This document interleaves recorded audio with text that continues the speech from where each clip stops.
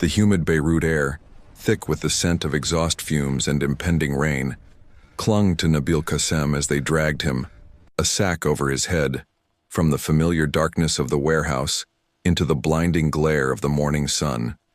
He had believed for a decade that the shadows were his refuge, yet they had failed him.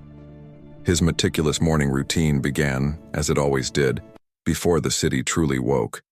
First, the ritual of the Turkish coffee, the slow simmer, the fragrant steam rising to meet his face, a comforting constant in a world of variables. He ground the beans himself, a dark, oily blend he'd discovered in a small shop tucked away in a side street near the old souk. The aroma, a potent mix of cardamom and roasted coffee, was his first tether to the day. Then, the meticulous check of his apartment. Every lock, every window, every potential entry point scrutinized. He'd learned long ago that paranoia was a survival skill. He ran his hand along the smooth, cool metal of the security bars on the windows, a familiar gesture that brought a fleeting sense of control. This was a necessity. In his line of work, the only constant was the imperative of being unnoticed. He considered his appearance, the plain, ill-fitting clothes, the nondescript haircut, the carefully cultivated air of someone who blended into the background. Every detail was planned, every action calculated. He was a ghost, a whisper, a shadow flitting through the vibrant chaos of Beirut. His apartment, a sparsely furnished space in a dilapidated building in the quiet Gemisa neighborhood, offered a deceptive sanctuary. No photographs, no personal mementos, nothing that could betray his true identity. The only concession to comfort was a worn leather armchair, where he spent hours lost in a book, the words a temporary escape from the ever-present threat. He did not watch television, did not listen to the radio, and, crucially, avoided any connection to the internet. His phone was a burner, purchased in a different district of the city each month, discarded after a week of use.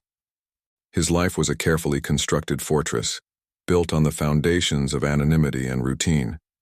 He walked the same routes, ate at the same small falafel stand, and frequented the same dusty bookstore, always choosing the back corner, away from prying eyes.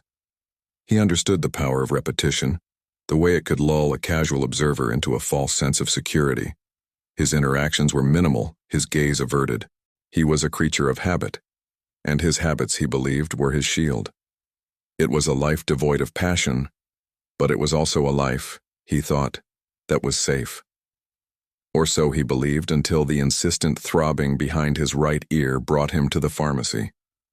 A simple prescription for antibiotics purchased with cash, a routine errand, so he believed, that would shatter his carefully crafted world. The sterile tang of antiseptic filled his nostrils as Nabil Qassem stared at the ceiling, the fluorescent lights of the pharmacy a mocking sun on his face, the weight of a decade's freedom suddenly, terrifyingly, fragile. His throat, usually a wellspring of quiet efficiency, felt constricted, a persistent, nagging itch in his sinuses, the telltale symptom. It began subtly, an itch that blossomed into a scratch, a tickle that demanded attention.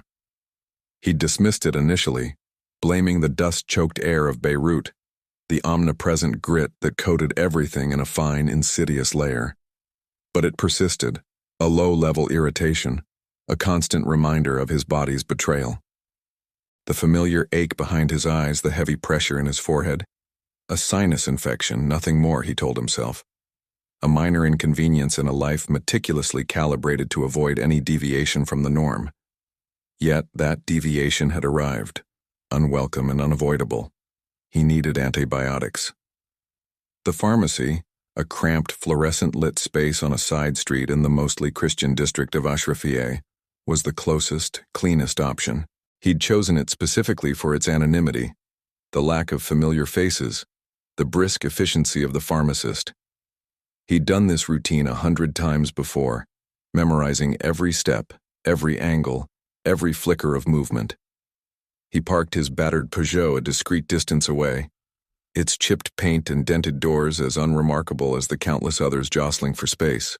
He pulled his oversized jacket tighter, a shield against both the late afternoon chill and any lingering gazes.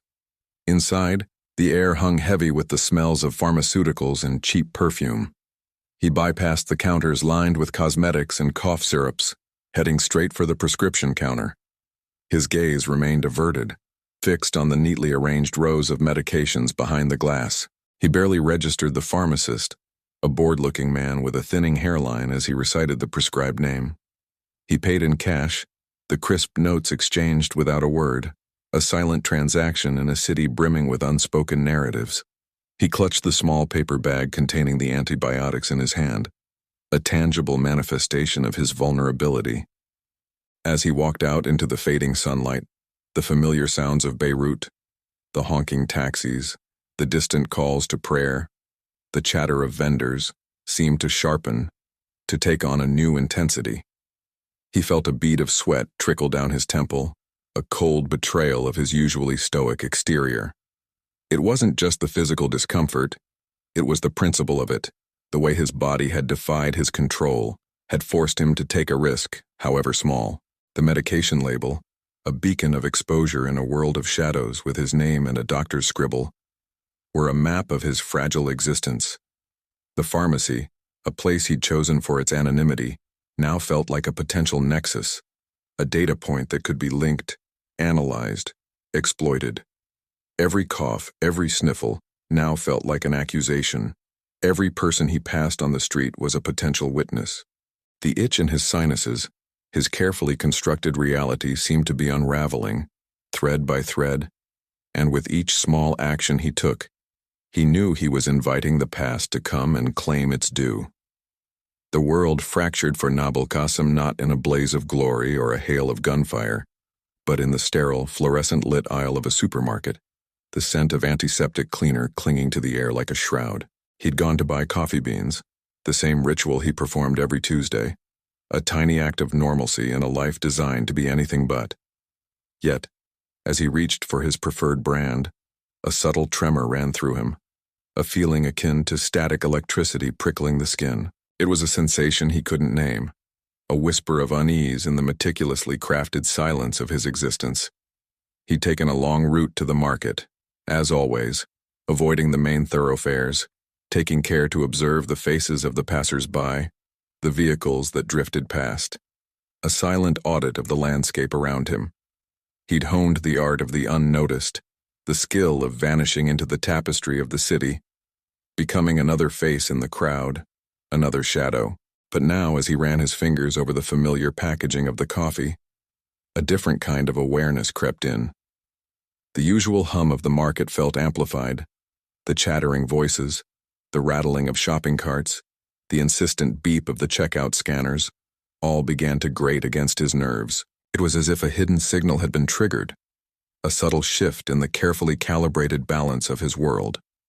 Outside, the late afternoon sun cast long shadows, stretching the familiar geometry of the city into distorted shapes. He paused at the exit, glancing at his reflection in the tinted glass doors. The face staring back was a stranger, a mosaic of carefully constructed features, a testament to surgeries and the relentless pursuit of anonymity. A pang of something he couldn't quite identify, perhaps a flicker of regret, tightened his chest. He felt as if someone was watching him, a prickling sensation at the back of his neck, a phantom touch that sent a shiver down his spine. The feeling intensified over the next few days. The air in his Spartan apartment seemed thicker, the shadows deeper. He found himself more alert, scanning his surroundings with a renewed intensity, as if searching for an invisible thread that was slowly unraveling his carefully woven disguise. The sound of a passing car, a sudden gust of wind, even the chirping of a lone cricket in the night would send a jolt of anxiety through him. It was a constant low-level thrum of fear, a dissonant note in the carefully orchestrated symphony of his life. He started noticing things he'd previously overlooked. A man in a dark car parked across the street, its occupant staring for too long. A flicker of movement in the periphery of his vision, a fleeting glimpse of a face, gone before he could truly register it. A lingering scent of cologne in the elevator, a smell that did not belong. He dismissed them as paranoia, the natural consequence of his isolated existence, the price of maintaining his hard-won anonymity. But the unsettling feeling persisted. a persistent whisper that something was wrong, that the walls of his carefully constructed reality were beginning to crumble. The ghost of a life long buried, a past he thought he'd escaped, was starting to stir, and he knew, with a certainty that chilled him to the bone, that the shadows were beginning to close in. The game, he realized, was no longer in his control. The metallic tang of blood filled Nabil's mouth, a phantom taste of a past he'd spent a decade trying to erase. As the chilling realization hit him, they knew. The intricate web he'd spun, the new identity meticulously crafted, the very air he breathed, all of it was now exposed, unraveling like a cheap rug pulled from under his feet. He'd known this day might come, a chilling premonition that had whispered in the quiet hours of his carefully regulated life. But the reality was a blow that left him gasping for air in the sterile confines of the unmarked van. The world swam. The message arrived, a digital ghost whispering from the depths of his abandoned life. It was a single coded text on a burner phone, its contents a jumble of seemingly random letters and numbers, yet the subtext was crystal clear. Meet at the old warehouse. Urgent. The sender was a name from the past, a ghost of a comrade from the days when their shared convictions burned like a wildfire. A name he hadn't thought of, much less contacted, in years. A name he'd believed safely buried under a mountain of carefully constructed lies. His pulse hammered against his ribs, a frantic drumbeat against the silence of his apartment. He replayed the message 100 times in his mind, dissecting each line, searching for hidden meanings or for a clue as to its authenticity. A surge of paranoia swept through him, the familiar fear of being watched, of being hunted, ratcheting up his already taut nerves. Was it a trap? A cruel ploy designed to lure him from the shadows? Or a genuine cry for help from a friend or an old ally? The apartment, his sanctuary for so long, suddenly felt like a cage. The meticulous order he'd cultivated, the carefully curated illusion of a normal life, began to crumble. Shadows danced in the corners of his vision, and he imagined eyes peering through the blinds, the ghosts of the past reaching out to reclaim him. His carefully controlled breathing hitched as his vision began to blur slightly. Nostalgia, a dangerous and forbidden emotion, prickled at the edges of his hardened heart. He thought of the fire, the shared purpose, the camaraderie born in the crucible of conflict, the men and women he had sworn to protect, the mission he had sworn to fulfill. He'd cut them off, severed all ties, in his desperate attempt to disappear. Yet, now, a whisper from that past had resurrected it all, a knot formed in his gut. The sense of duty, that primal urge to protect even at his own expense, gnawed at him. He knew he was playing a dangerous game, potentially walking into a trap, but the allure of the past, the faint hope of connection, was a siren song he couldn't completely ignore. He carefully analyzed the phone, cross-referencing the number with his internal databases of threats. No immediate flags. The message was untraceable, a fleeting spark in the digital ether. Finally, with a sigh that carried the weight of 1,000 silent years, he made his decision. He would go. He would face his past, whatever the cost.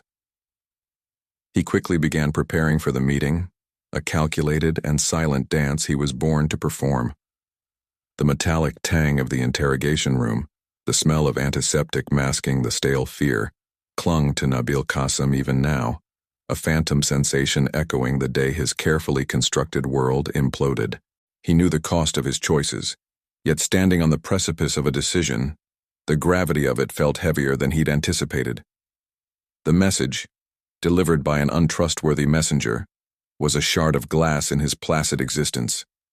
A summons, a plea, a veiled threat from a ghost he thought he'd buried. He held the crumpled note, the flimsy paper a stark contrast to the iron grip of his resolve, under the dim light of his small Spartan apartment. The words, scrawled in a familiar shaky hand, spoke of an unfinished debt, a promise made decades ago, a shadow from the past that refused to relinquish its claim. It was an invitation to a meeting, a clandestine rendezvous in a place and time he'd tried to erase from his memory. He traced the lines of the faded ink, each letter a painful echo of a life he'd meticulously reconstructed. a life built on anonymity and vigilance. The note offered no specifics, only a location and a time. It was a gamble, a test of trust in a world riddled with betrayals. The logical part of him, the part that had kept him alive for so long, screamed caution. It urged him to burn the note, to disappear further into the shadows, to double down on the silence that was his shield. Yet a different voice, a whisper from the forgotten corners of his heart, urged him onward. Curiosity, perhaps, or a lingering sense of obligation. Maybe it was the unyielding pull of a past he could not fully escape, a past that still held a piece of him captive. He paced the small confines of his apartment, the worn floorboards creaking beneath his careful steps. The walls, once a sanctuary of his own making, now seemed to press in, suffocating him with their silent judgment. The air grew heavy with the weight of his decision.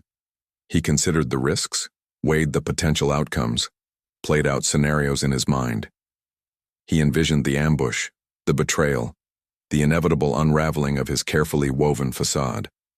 Outside, the familiar hum of Beirut's evening traffic rose and fell, a constant reminder of the city's vibrant chaos. He could hear the distant calls of vendors, the laughter of children, the faint strains of music from a nearby cafe. It was a world he had meticulously observed, from a safe distance, a world he had chosen to live apart from, fearing the exposure that came with intimacy. He found himself drawn to the window, peering out at the dimly lit street. The scent of jasmine, carried on the warm evening breeze, stirred a memory of a time before the war, before the losses, before the need to disappear. He thought of his former life, the people he had left behind, the echoes of a love he had been forced to abandon. The idea of revisiting the past, of confronting the ghosts that haunted him, was both exhilarating and terrifying. In the end, it wasn't logic that swayed him. It was a deep-seated instinct, a need to confront the shadows, to settle the unresolved, to finally face the consequences of a life lived in the margins. He took a deep breath, the decision solidifying in his mind. He would go. He would meet the ghost. He would face his past. And in that moment, he knew, with a certainty that chilled him to the bone, that he was walking into a trap. The air tasted of salt and diesel, a familiar cocktail Nabil hadn't savored in years, a taste that now heralded his impending doom. It was the same coast road he'd used to leave Beirut, a route that once promised escape, but now would likely lead to his ultimate demise. He knew the risk, understood the possible consequences, but a nagging sense of obligation, an echo of a life he desperately tried to bury, had led him to this point. The sun beat down, turning the asphalt into a shimmering black river. He drove an unassuming rented Peugeot, the windows rolled down to allow the humid Beirut air to wash over him. Each turn was etched into his memory, each landmark a ghost from a past he'd sworn to erase. The bustling city gave way to the quieter, more scenic route that hugged the coastline. He recalled a life before shadows, before fear was his constant companion, when the sea was a symbol of freedom, not a reminder of the chasm of his sins. The ghosts of his former life swirled around him, whispering promises of forgotten loves, friendships, and the burning intensity of a revolutionary fervor, now replaced with the cool calculation of survival. He pulled over at a small, dilapidated roadside cafe, the faded blue paint peeling from its walls like sunburnt skin. The air inside was thick with the aroma of strong coffee and the sharp tang of stale cigarettes. He ordered a black coffee, the bitter liquid burning a familiar path down his throat. He sat by the window, watching the waves crash against the rocks below, the rhythmic roar a counterpoint to the thrum of his anxiety. The coast road was busy as ever, families heading for a day at the beach, tourists taking in the sights. This normalcy was what he had craved, the ability to blend in, to become another face in the crowd. Now, it mocked him. He realized that for all his planning, all his meticulous attention to detail, the past wasn't something you could simply outrun, especially in the hands of those who made a career of remembering. As he got back in the car, he let his gaze drift across the horizon, the same horizon he'd dreamed of crossing, and considered the possibility that he was driving toward his death. He thought about the people he had left behind, the damage he had done, regret, a feeling he'd kept locked away for so long clawed at his chest. There was a dull ache where his heart once was, a hollow echo of a man he had once been. The road blurred, the sunlight became harsh. He tried to remember the last time he felt this raw, this exposed. The faces of those he'd betrayed flashed before his eyes, a parade of sorrow and anger he'd hoped to forget. The meeting point was drawing closer. He checked his watch, a cheap, disposable thing. The time was ticking away, each second a countdown to an ending he'd known was inevitable. The coastal scenery changed, becoming more rugged. As the Peugeot turned a corner, a cloud blocked the sun, plunging the world into a brief shadow. In this moment, as he began the final stretch toward the rendezvous, the sea, for the first time, looked like a gaping maw, ready to swallow him whole. The world imploded in a flash of white, sound compressed into a singular, brutal thwack that stole the air from Nabil's lungs, followed by the searing, electric agony that bloomed across his skull. One moment, he was cautiously entering the warehouse, the familiar scent of dust and damp concrete a reassuring constant. The next he was blind, adrift in a sea of blinding light and crushing pressure, the carefully constructed edifice of his life collapsing around him. The metal door, usually a solid barrier, now seemed to ripple, a distorted portal through which figures in charcoal gray emerged. They moved with an unsettling grace, a ballet of brutality he hadn't anticipated. His hand, instinctively reaching for the pocket where he kept his Walther PPK, found nothing but empty fabric. He had been so sure, so meticulously prepared, yet his carefully woven web of deception, his decade-long ghost story, had been severed in a heartbeat. The world tilted violently.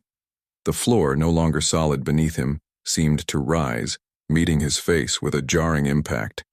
He tasted blood, a metallic tang that mingled with the acrid scent of ozone. His vision, struggling to clear, flickered with phantom afterimages. The operatives were upon him, swift and silent, their movements a stark contrast to the clatter of his racing heart. A hand, gloved and impersonal, clamped over his mouth. Another seized his arms, pinning them uselessly to his sides. He tried to struggle, a futile act of defiance against the inevitable, but the world was spinning too fast. Panic clawed at his throat, a silent scream lost in the echoing void of the warehouse. He saw a blur of faces, impassive and unreadable. He registered a glint of metal, a syringe, and then merciful darkness began to seep in at the edges of his vision. The familiar weight of the world, the heavy burden of responsibility, slipped away, replaced by an unsettling lightness. His thoughts, once razor-sharp, now frayed at the edges, like a worn tapestry unraveling thread by thread. The last thing he saw, before the blackness completely consumed him, was the warehouse roof. He had chosen the meeting place thinking it ideal for its privacy and accessibility, ironically unaware it was also a perfect trap. He saw the dust motes dancing in the weak light filtering through a high window, a cosmic ballet that mocked his carefully planned existence. The dust swirled, and within that ephemeral dance he imagined he saw the ghosts of his past, the faces of those who had fueled his hatred, the phantoms of his own lost youth. Then the ceiling swam and the world was utterly, completely dark. He was lifted, his body a dead weight. He heard the muffled sounds of commands, the rhythmic thud of feet, the scrape of metal against concrete. The world constricted, becoming a tunnel of cold air and confined space. He was moved, manhandled like an inanimate object, and then the familiar air of Beirut, its chaos and cacophony, was replaced by a sterile, alien calm. The boat. Then there was nothing, only the cold grip of a reality that had finally caught up to him. He was a prisoner. His past had found him. The salt spray stung Nabil's face, a phantom kiss of freedom mocked by the steel cage of his impending doom. The roar of the engine, a mechanical heartbeat against the rhythmic slap of waves, was the only sound louder than the frantic drumming in his chest. He tasted the metallic tang of fear. A familiar flavor he'd spent years trying to erase, now exploding across his palate. He'd failed. Darkness had swallowed the shoreline, rendering Beirut a cluster of shimmering, deceptive lights against a bruised indigo sky. He'd known this coast intimately, every cove and crag, every fisherman's shack clinging precariously to the rocks. He'd even, in another life, plotted escape from it, though never in this manner. Now the familiar panorama offered no solace, only a stark reminder of his lost world. The boat, a sturdy fishing vessel transformed into a prison, pitched and rolled, each motion a deliberate violation of his carefully constructed equilibrium. He stared at the sky, a canvas of endless black pricked with indifferent stars. They offered no answers, no solace, only the cold, hard truth that he was adrift, utterly alone. His captors, silent and efficient, had treated him with a cold professionalism that was, in its own way, terrifying. They'd bound his hands, blindfolded him, and shoved him onto the boat with a practiced ease, a dance they had clearly performed countless times. The initial shock of the ambush had given way to a chilling clarity.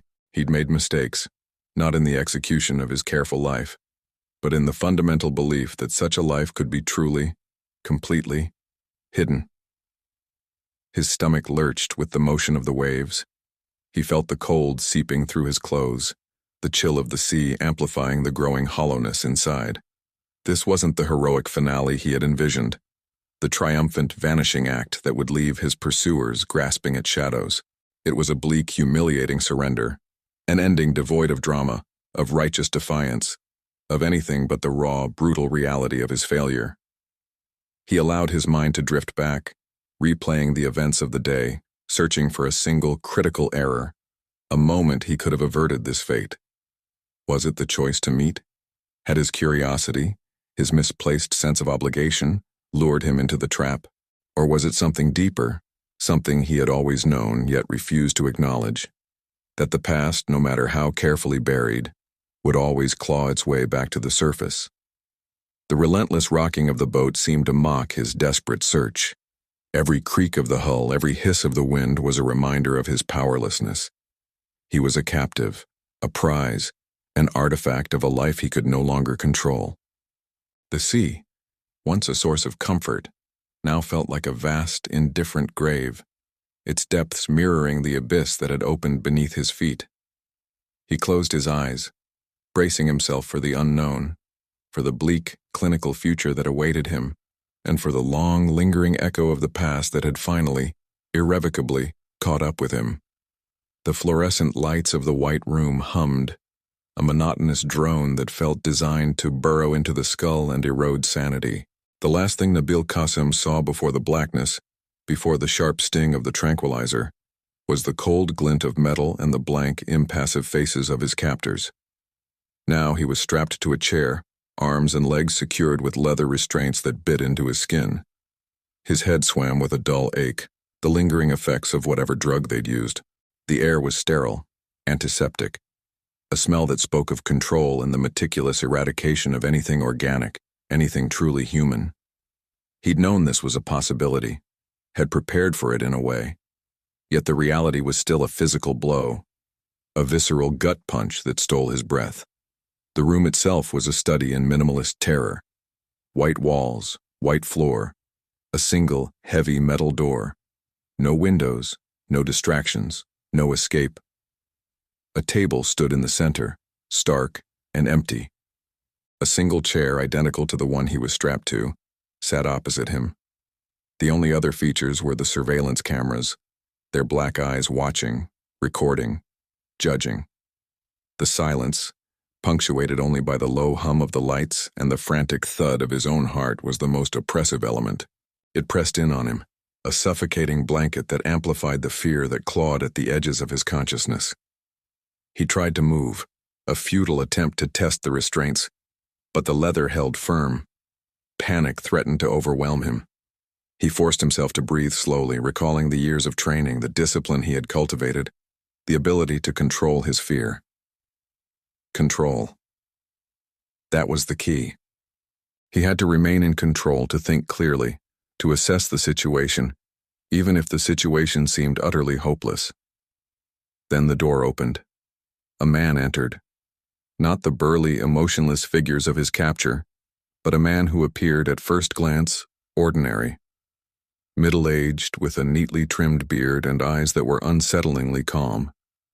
He wore a simple dark suit, a stark contrast to the sterile environment. He moved with a quiet confidence that radiated authority.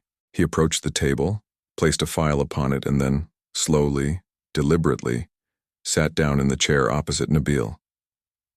"Mr. Qassem," the man said, his voice smooth and devoid of inflection.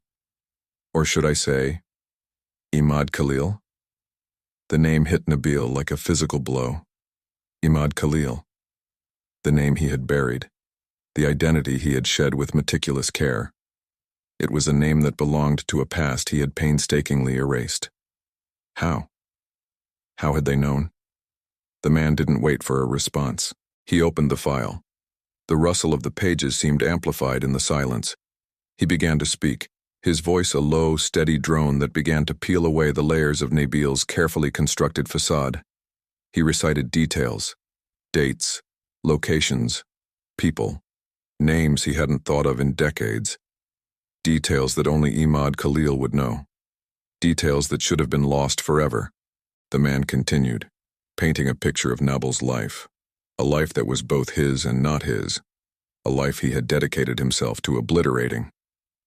Nabil stared at the man, his face a mask of controlled composure. The white room began to spin. The meticulous walls of his reality were cracking. The illusion of safety, the belief in his own invincibility, was crumbling, revealing the chilling truth. His past hadn't forgotten him. He was a man with a shattered belief, and he knew he was already lost.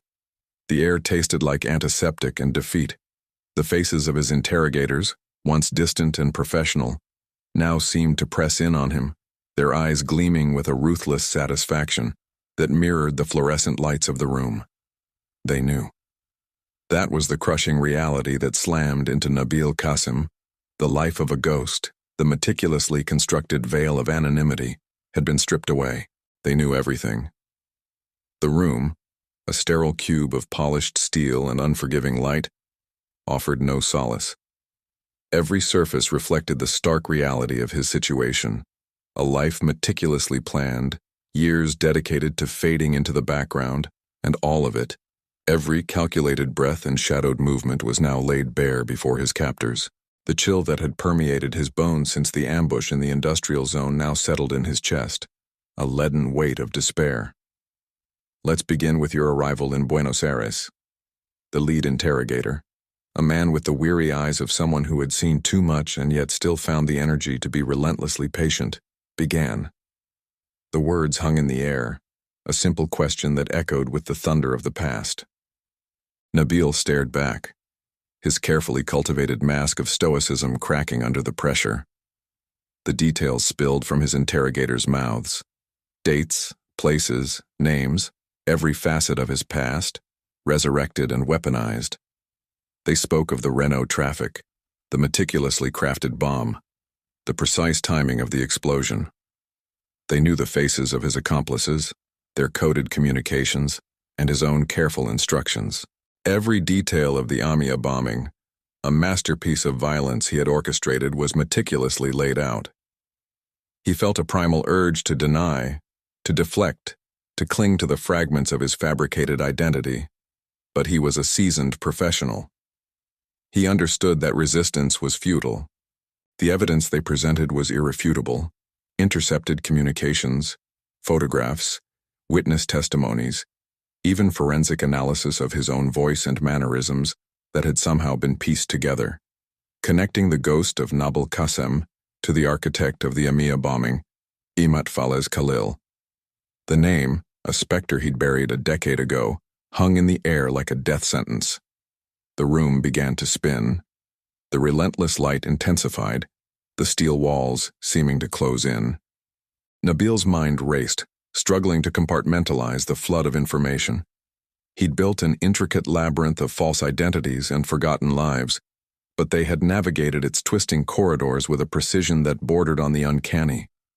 He had believed, with a religious fervor, that he was a master of his own destiny, that he had outwitted the hunters, outmaneuvered the system. Now he was forced to confront the chilling truth. His every move, his every attempt at concealment, had been meticulously documented and analyzed. They'd known him, truly known him, even when he'd ceased to know himself. The interrogator paused, the silence punctuated by the hum of the fluorescent lights. Then, with a voice as flat and emotionless as the walls around him, the interrogator continued. We know about the training camps, the bombings in southern Lebanon, the planning sessions, the hatred, the unwavering conviction. He watched Nabil's face, searching for a flicker of defiance, a spark of regret, but there was only a growing emptiness. The fluorescent lights hummed, a monotonous drone that seemed to burrow into Nabil's skull, echoing the persistent ache behind his eyes. He'd never considered tears, a concept as alien as a forgotten language, yet now they pricked at the corners of his vision, threatening to spill over and betray the steel that had encased him for decades. For the first time, he was not the architect of his fate, but the subject of its brutal construction. The room was Spartan, the sterile white surfaces reflecting the clinical detachment of his captors. He sat at a steel table bolted to the floor, the only other furniture a chair that scraped against the linoleum with each subtle shift of his weight. The air was thick with the metallic tang of fear, a taste he had once dealt out, never consumed. His carefully constructed identity, the one he'd clung to with unwavering resolve, was being systematically dismantled, layer by layer, like a forgotten tomb unearthed by relentless hands. They knew. That was the crushing truth that had begun to dawn with each chilling revelation, each carefully presented piece of the puzzle that was his life. They knew about the allergies, the precise dosage of penicillin, the scar beneath his left ear from a childhood mishap, details known only to a handful of people long lost to the ravages of war and memory. He felt a primal urge to scream, to lash out against the walls that were closing in, but he knew better. That kind of emotional outburst would only hasten the inevitable, playing directly into their hands. Instead, he forced himself to breathe, slow, deliberate breaths meant to maintain an illusion of control. He focused on the details, the cold, smooth texture of the table under his hands, the faint scent of disinfectant that clung to the air. The harshness of the room was a stark contrast to the opulence of his previous life, the quiet beauty he had always strived for, the sanctuary he had meticulously built. His interrogators, they were professional, emotionless, like precise instruments. They hadn't used violence, not yet. Instead, they wielded knowledge, each fact a carefully aimed blow, each detail a crack in the facade he had spent a lifetime building. They showed him photographs he thought had been burned, intercepted messages he believed were encoded beyond recovery, and recordings of conversations that he swore had never happened. The narrative they presented was a tapestry woven from his past, each thread meticulously chosen to expose his vulnerabilities. They talked about the EMEA bombing, the carefully crafted plan, the meticulously calculated risks. They spoke about the lives lost, the families shattered, the weight of a lifetime of calculated violence, all for a cause he'd thought just. He saw the faces of the dead in the sterile white walls, their spectral presence a constant reminder of the price he had paid and the price he would continue to pay. He'd thought he was a ghost, a phantom lost to the shifting sands of time. Now he was trapped in a cage of his own making, the bars forged from his past and the key now in the hands of his enemies. The carefully constructed escape, the decades of meticulous planning, all reduced to this, to a sterile room and the relentless gaze of men who knew more about him than he knew about himself. The past, as they say, has a funny way of finding you, and it had in the most devastating of ways. The cracks were showing, fissures spreading through his resolve, threatening to shatter the final pieces of his carefully concealed life. The fluorescent lights of the interrogation room seemed to hum with a malevolent energy, mirroring the high-pitched whine that had been echoing in Nabil's ears since the ambush. It was then, as the cold metal of the handcuffs bit into his wrists and the realization dawned, that the weight of the past finally crashed down, a tsunami of regret and consequence that threatened to drown him. He hadn't just been captured. His life, in all its carefully constructed layers of deception, had been irrevocably stripped away. The room itself was a study in sterile indifference. Stark white walls offered no solace, no hint of humanity. A single steel table bolted to the floor was the focal point, reflecting the harsh light in a way that seemed to amplify the already unbearable pressure he felt. The air was thick with the scent of antiseptic, a constant reminder of the clinical, dispassionate nature of his predicament. He felt the sting of a sharp needle injecting a sedative. He tried to remember the moment, the years of planning, the meticulous execution, now seemed like a faded photograph. He thought of the others, the names and faces he'd carried with him through the shadows, the ones who had played their parts in the intricate dance of deception. Were they still out there, unaware of the trap that had sprung? Or had they too been caught in the web spun by the relentless hunters? He pictured the blueprints for the bombing, the diagrams he had so meticulously crafted, the precise calculations that had once seemed a testament to his intellect, now appeared as the instruments of his destruction. His mind replayed his life's journey, and now the memories of his childhood. The loss of his mother, the harsh realities of growing up in poverty, and the slow erosion of his humanity, replaced by a ruthless pragmatism he once believed was necessary for survival. He felt the ghost of a smile, thinking about his adolescence. The early whispers of Hezbollah, the fiery speeches, the promise of purpose, of retribution, had consumed him. He'd traded the innocence of his youth for the allure of power and influence. He remembered the early days of the organization, the relentless training, the camaraderie forged in the crucible of war, the intoxicating feeling of control, and finally, the success. It had been all-consuming. He remembered the thrill, the planning, the execution, the cold satisfaction of achieving a goal regardless of the cost. He knew that the choices he had made, the actions he had orchestrated, had left an indelible stain on the world. The lives extinguished, the grief endured, the scars that would never heal, all were now his legacy. He felt an ache of sorrow at that final thought. Now, as the interrogation continued, he was forced to confront the wreckage of his decisions. His carefully constructed mask of anonymity, the years of meticulous planning had crumbled in an instant. The ghosts of the past, the victims, the comrades lost along the way, now haunted him, a relentless chorus of accusations and recriminations. The world he had sought to manipulate, the rules he had attempted to bend, had finally caught up with him, leaving him stripped bare, exposed, and utterly alone. All the faces of people who had supported him flashed before him. He knew they were innocent people, trapped by his ambition. They would have to live the same life of shame he was currently living. The cold bit deeper with each passing hour, the chill of the concrete cell seeping into Nabil Qasim's bones, a stark contrast to the burning in his chest he'd felt when they'd taken him. The explosion that was his life had already happened. The world, once vibrant and complex, had shrunk to the four walls of this barren cube. The door, a slab of steel, was the boundary of his existence. He was trapped in a mausoleum of memories, the echoing silence a constant reminder of his failure. The metallic tang of the air, the sterile scent of disinfectant, it was a daily, cruel affirmation of his situation.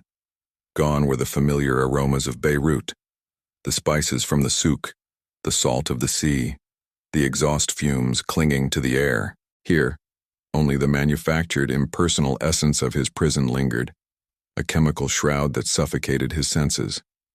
He paced, a restless tiger in a cage far too small, his footsteps the only rhythm in the suffocating stillness.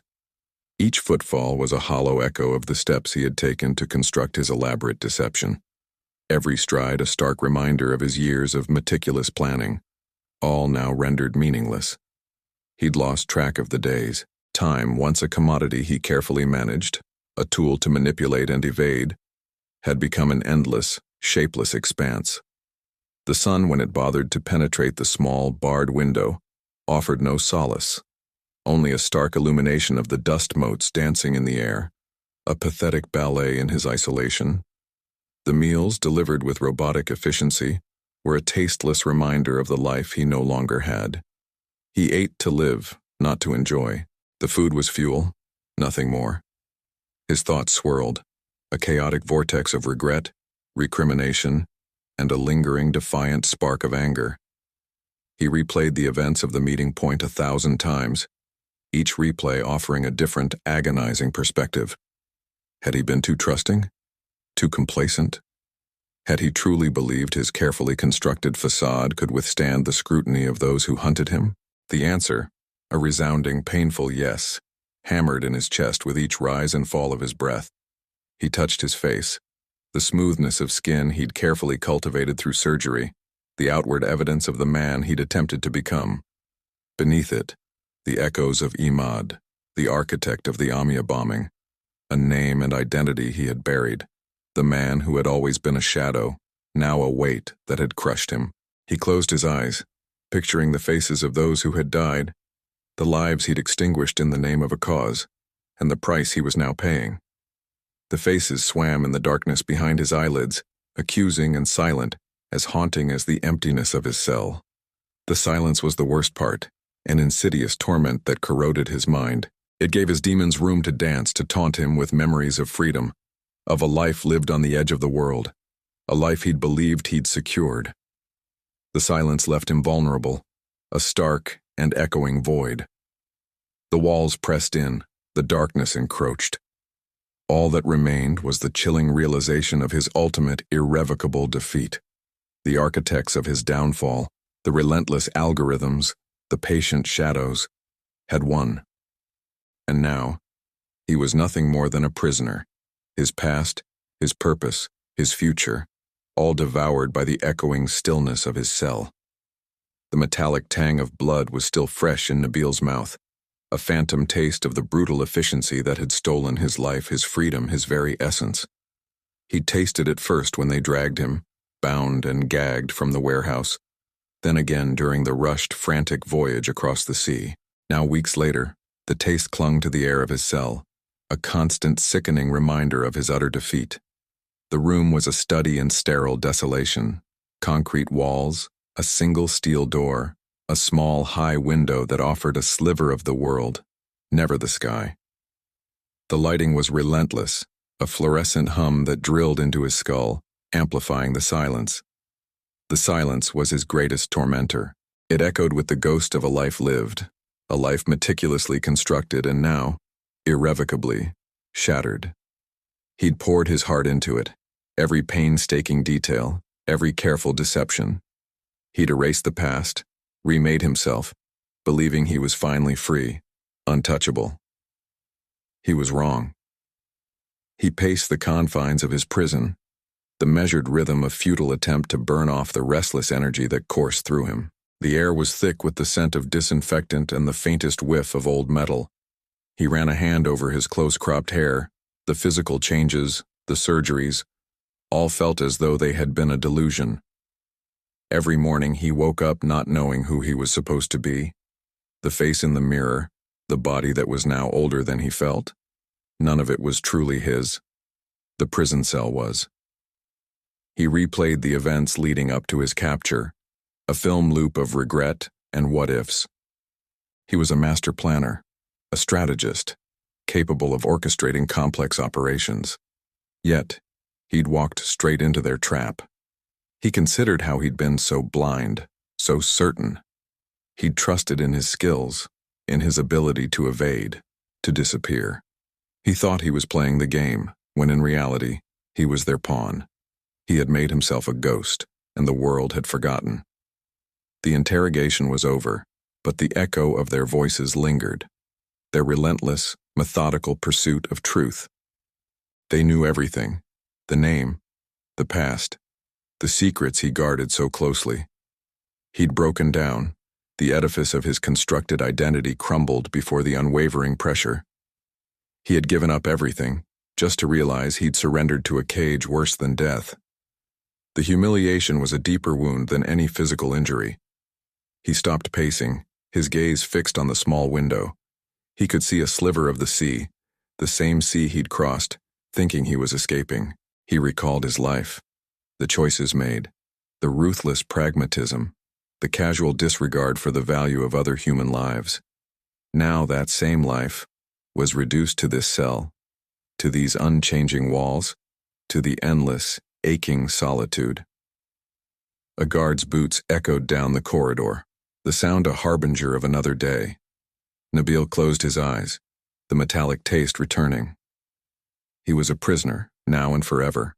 His past had caught up with him not because he made a mistake, but because the world, or at least the part that mattered, did not forget. The architects of his downfall hadn't been defeated, but they had won. His invisibility was a myth.